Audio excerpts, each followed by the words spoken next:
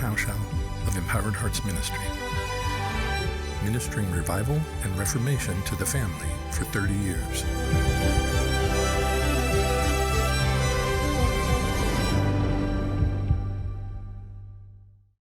God promises to forgive our sin and heal our land. And I realize the prayers being offered by many Christians are toward God addressing corruption in our nation at the top tiers of government. We're thinking of the healing of our nation through the reformation of our civil spheres of government. But the civil, which is natural, points to the spiritual, because the natural is a fruit of the spiritual. So we don't want to miss what God is speaking to us about here. So I want to talk to you about the healing of the land of our own hearts and the land of our family's life. In the Old Testament, God promised his people land. He called this land their inheritance, not because they were getting it from someone who had died, but because they were to pass it along from generation to generation.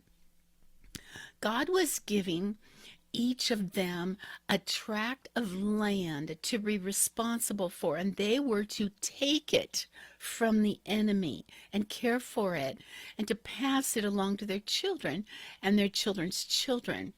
We are to take back the land of our lives from the enemy.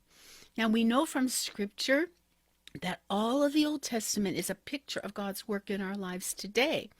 The scriptures I'm going to give you reveal that God considers each one of us to be land. People, we are land. God calls land inheritance. So we ourselves are an inheritance to our children and our children's children.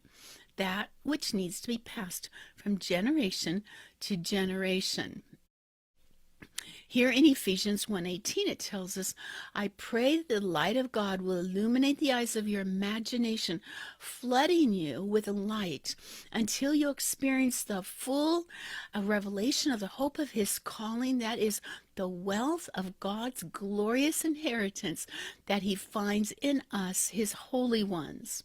So God considers his holy ones to be the land he's chosen to live in.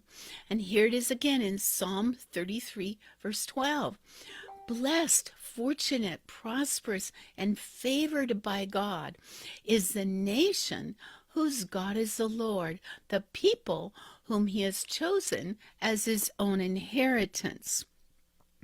Our nation is our land, but your heart is also God's land, and he's chosen to dwell in and among us when we follow him in righteousness and holiness. So you're to be responsible for the land and to pass this heartland of God to your children for generations. So your family is God's heartland as well. Can you see this? What is happening in the land of the family? What sort of fruit are we growing in the hearts of our children? How we have been taking the land of our family from the enemy and tending and keeping it as God commands, because we are the inheritance that is to be passed to our children. How are we keeping the land of our hearts? How are we tending to the land of our children's hearts? Remember that if our children are part of that land, have we been taking them back from the influence of the enemy to nurture and care for them in the Lord? How have we been passing our faith to our children?